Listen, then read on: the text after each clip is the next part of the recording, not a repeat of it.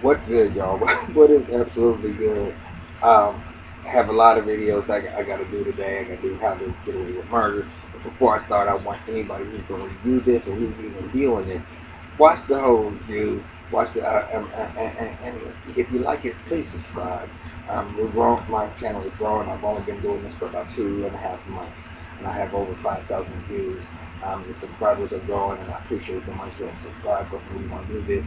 But this episode of I'm getting ready to do Loving Hip Hop. If Loving You Is Wrong, season 5, episode 2, 911 emergency. Tyler Perry, you come with some good shows and good episodes, but this episode has got to be the dumbest episode that I've seen thus far. I mean, one of those ones that just make you be like, what do you think that we actually, what do we think? Okay? I mean, the only good thing, there was only one scene that I really thought that I was going to even actually enjoy, but it even went left. So let me just go. I don't know how I'm going to do this. I'm just going to go. I'm going to start it off from where it actually began. And it's right back with Kelly and Travis out on that porch. Now, I got to come up and make sure that I can get this in. Now, I don't care on what is going on. You ain't going to have my son and somebody else's child inside the house. And you gonna be sitting there acting like you weren't trying to rape me, and I ain't gonna scream to the top of my motherfucking lungs, y'all. For real. There's certain little things that happen in here, and be like, not even. These black people don't do this type of stuff. And then the whole crazy part is they live basically almost to the point that these are townhouses. These houses are right next to each other. You have the shootout and the craziness that happened over at Randall's house.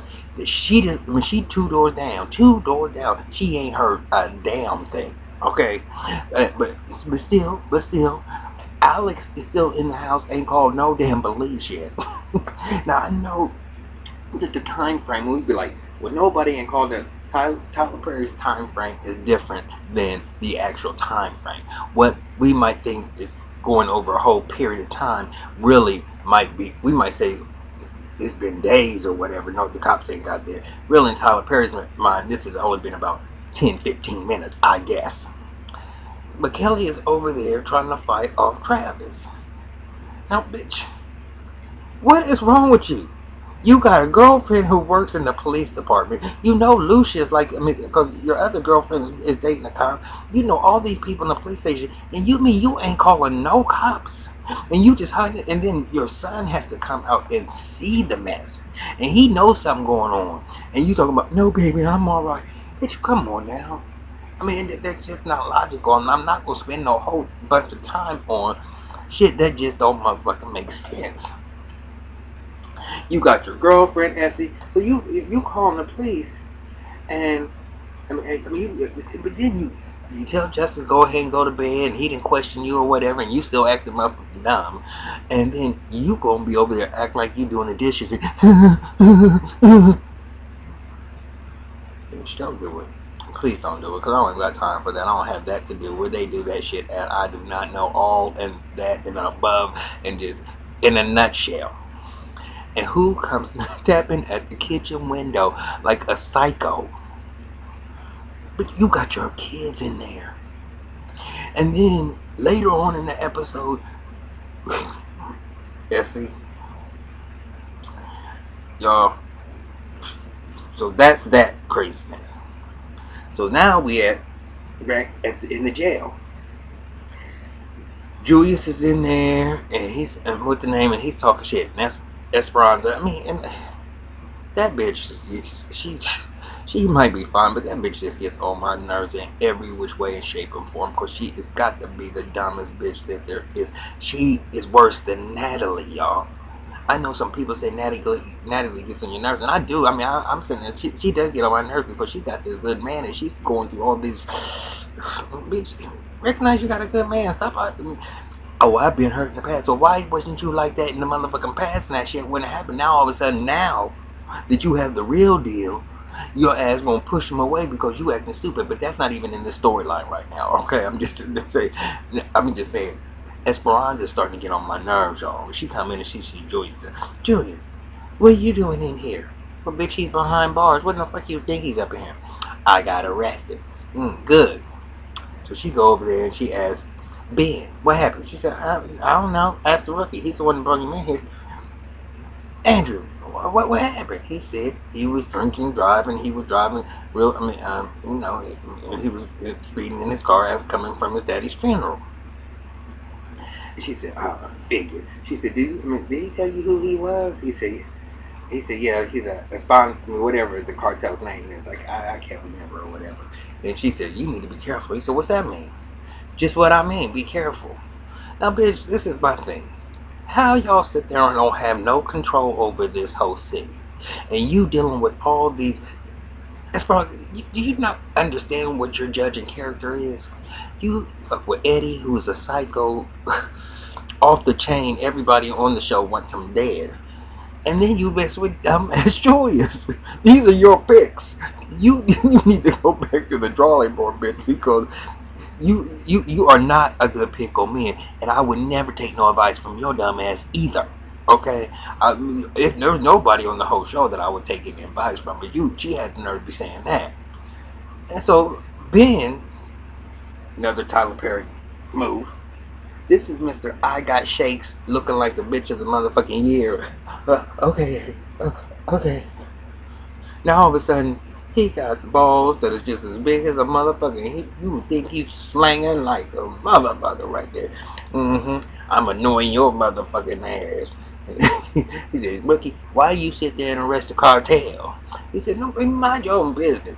You know, now Andrew's starting to look like the weak one. Because, I mean, I knew Andrew was never like super strong, but he was like having his back. And now ever since Ben sit there and punked him out, and I said, well, ain't this a motherfucking shit? When did Ben become the motherfucking nigga talking shit? I mean, this is just a totally different person than the person last episode. I mean, our last season. I mean, all the last season, he was just punk, shaky. And now all of a sudden he want to be like, yeah, nigga, what? How we gonna, boo. So, he go over there.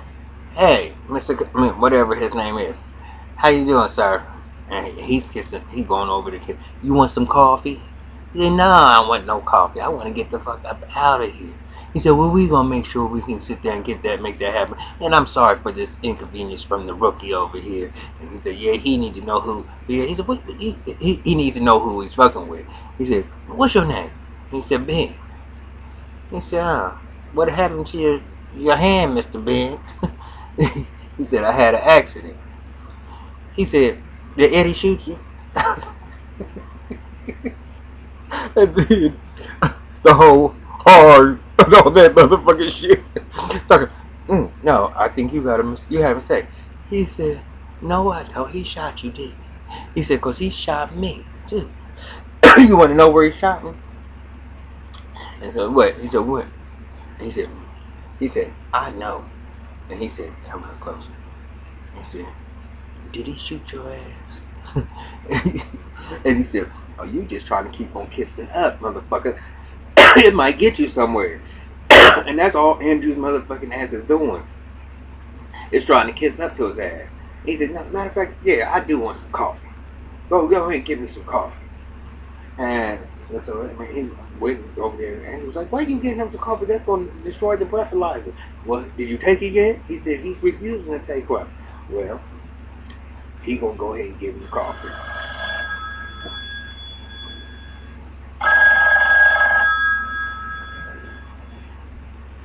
All right. So anyway, we're gonna wrap this up because this is not gonna be a long video. So they did that.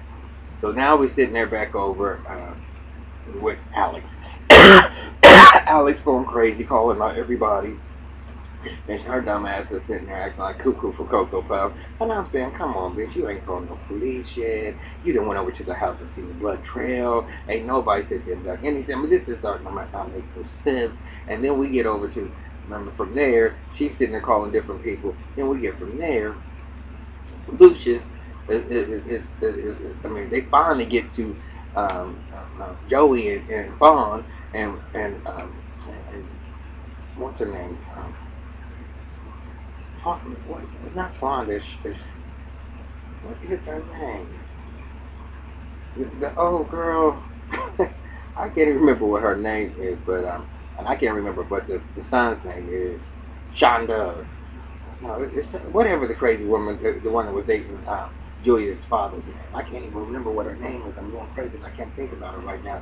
But her son, she gonna flip when she find out her son is dead, and that was the one that was shooting at Benny Lester. And I can't remember what his name is. And that's a sad thing. And, you know, y'all know who the characters are right now, and I'm trying to get these videos out. So my bag on that one, because that really is something that I really should know. What was her name? What? Mondo, whatever her name is, it's something real crazy. But anyway, she's gonna be tripping. So they finally got them off, and Natalie's acting stupid, and then Lucius, Eddie come up there with this little smirk on his face. Uh huh. And he said something about, you know, when you gonna move up out this ghetto ass neighborhood. You know, Lucius at this particular point in time, because Steven's there, and y'all know Steven, whatever connection, I don't know why Steven takes his shit too, because they both are in that same little pool, and they be bucking against each other. But he talking shit to Steven like he's his motherfucking bitch, and he's like, no, you gonna start showing some respect and stop being so insensitive. This man is dead and two others going to the hospital, and you over here smiling. That's just disrespectful. He said, man, don't you worry about it. You going over there. He said, oh, they lit your ass. I'm talking to whatever his name is. I might redo this. I don't know. Talking about, oh, they lit your ass. And he over there just smiling. And I'm like, that little quick scene. So now, Alex's motherfucking ass calling all around, trying to reach Brad and trying to do all this other stuff. And then she decides to go, she calls the police. And Esperanza just so happens to answer the phone. Kelly, Kelly? Did you? Well, what's going on? And what did Mr. Louise?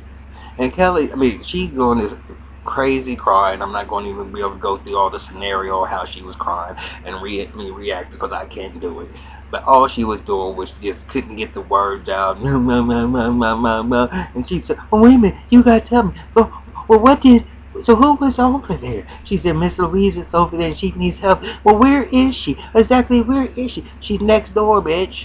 And you didn't already call my name out, so you know who I am. So you don't need those part of the details. But now you on a recorded line, and you doing all this extra. And I don't understand why you asking so many questions on this recorded line, and then you want all the details. All the details. You want, what did she have on? And I understand she got a little policies and procedure, but if somebody's that upset and she can't talk, and then Alex said, I can't do it and I can't go, she said, well, I need you to go over there. Now, what 911 operator ever in your life would tell you to go over to a scene where there was somebody that might have been hurt, so that you could say what she had on and where she was at? Nobody, they would tell you to stay away, let the cops go ahead and handle it. That's the reason why this episode was filled with so much motherfucking goddamn bullshit that I'm like, are you serious? Is that what you trying to say, Tyler Perry? That everybody's just going to think that that's the way things actually go. That 911 is going to tell you to go over to the scene that you already describing that somebody might need some help, so that you can tell them where she's at in the house, what she got on, she's bloody and all this other stuff, and you going to tell them to go back over there? They're going to tell you, stay where you at, let the police handle it. That's what they going to do. That's what common sense would say that they would do. But the story don't stop there, y'all, and I'm going to come back to it in a second. Randall's ass is still locked up in we're in the box, and what's the name? And they said the hillbillies are up there. So they say, can you hear me? Let me out. They said, boy, you ain't going nowhere. You know,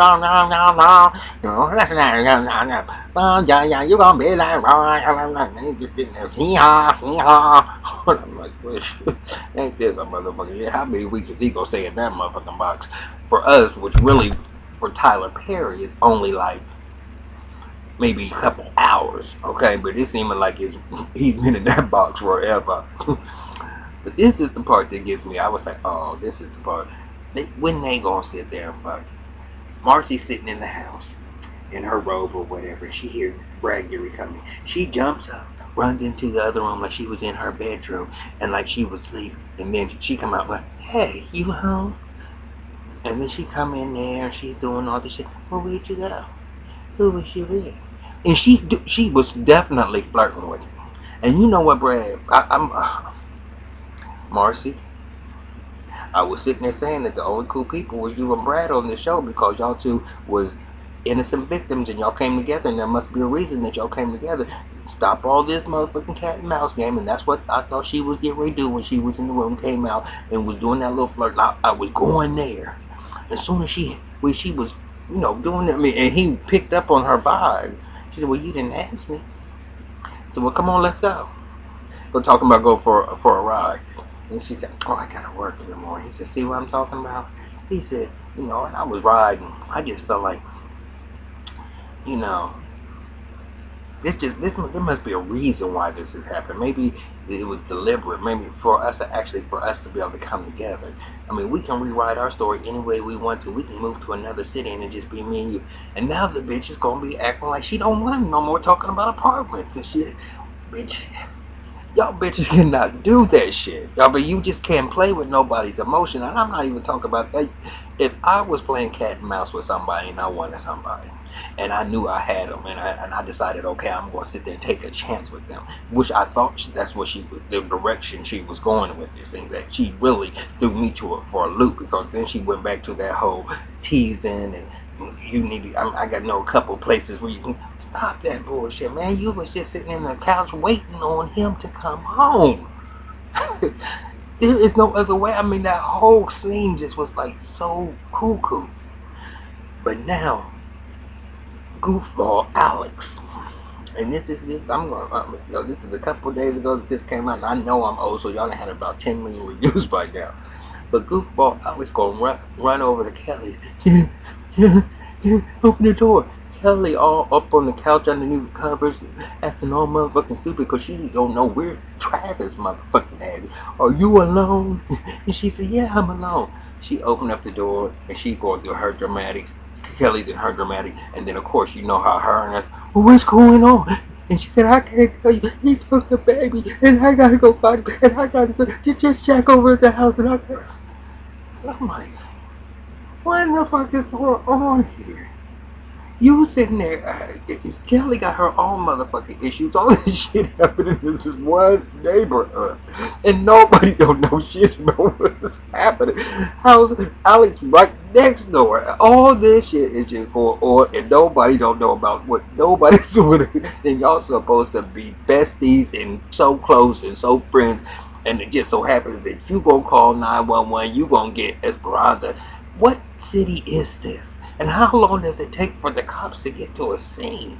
I know we're talking about Tyler Perry time, but damn, these things are so far in between. Like, what is going on with the police? She said 9 minutes that they was out there, and the cops still ain't there. Now, of course, we 9 minutes, 9 minutes. That's Tyler Perry 9 minutes, but still, are you serious? So. That's not where the ball. But it does not end there, y'all. Okay, because Kelly's sitting there wondering, well, what's going on, and acting all stupid. And I'm like, okay, well then Terrell calls her, Colette, talk about, hey baby. Now I remember last episode she was telling Esperanza that he had called and he's thinking he could come and live with her. But today it seemed like this was the first time he had actually spoken to her, and he was saying, well, my probation's coming up, and I want to come and live with you. It wouldn't have been, just the normal conversation wouldn't have been like he was just saying it for the first time, and that's the way I took it. I want to know if y'all thought that way, but the way he was making it seem like this wasn't like he was coming back to a subject that they had already spoken about. This was him actually coming out saying he wanted to come live with her. Maybe she knew that's the reason why he was calling and she wasn't answering the collect calls. That might be the case, because I'm an analyzer, y'all. I'm going to think of every little angle of what her mind could possibly think. But he was sitting there saying, now she acting like this. I'm saying, Bitch, y'all have the worst choice in fucking men in the whole entire world. You done played Travis and put it on him, put the whammy on him, and then gonna turn give him the cold cheek, and now you done got Psycho Dan. Esperanza got two crazy ass motherfuckers. Um, Alex got the cuckoo for Cocoa Puffs, the psychiatrist. All of them are just cuckoo on their choices. You got Marcy over there playing kitty games with the mother with the TT, and there's just so much going on with these girls right now. So now, um, what's the name book called? Esperanza. Or Esperanza, I don't know. I can't even remember who called who. But Kelly called Esperanza or Esperanza called Kelly. I don't know. She said, "Is the police there yet?" Well, no, they're on the way. But Kelly, I need you to go over to next door. And she said, "Well, no. Why does it have to be me?" And that's once again, y'all. This is the reason why I don't have time for this religious area right now. Who in the world in 911 is going to tell somebody if the police is already on their way to go check out the scene because they need to know if the baby's okay? That they wait for the police. You need to be calling the police saying what's taking y'all so long. But to actually believe, to have the audacity, Tyler, to think that you're gonna make us think that she is gonna tell this girl to go over there, and then when she told her there was a trail of blood, this bitch is still telling her to follow the fucking trail. That's what I'm just saying. Shenanigans. Shenanigans. This whole episode was nothing but 100% shenanigans. So y'all just tell me what y'all think about the episode. I thought this. I mean, I'm a part of a group on Facebook that it's the hip hop group, and they were sitting there saying, talking about how this was a bunch of mess. It was a lot going on, and if you just going for entertainment purposes, you would have been entertained and be like, this was good. But when you sit back and analyze this, don't insult my intelligence like that. Don't think I'm not gonna sit there and say this shit don't make no sense. What 911 person gonna tell somebody to follow the blood trail? Anything they gonna tell you, stay where you at, don't open no doors, go in and lock your door, secure yourself, not tell you to go into the place. That was the dumbest. And Esperanza, come on, Kelly, I need you to do this. And this bitch, when she told you no, and you on a recorded line, like you said, and you telling somebody to go in harm's way because there could still be somebody up in there. Have you never even thought about that? But you wanted her to go up there. The baby might be.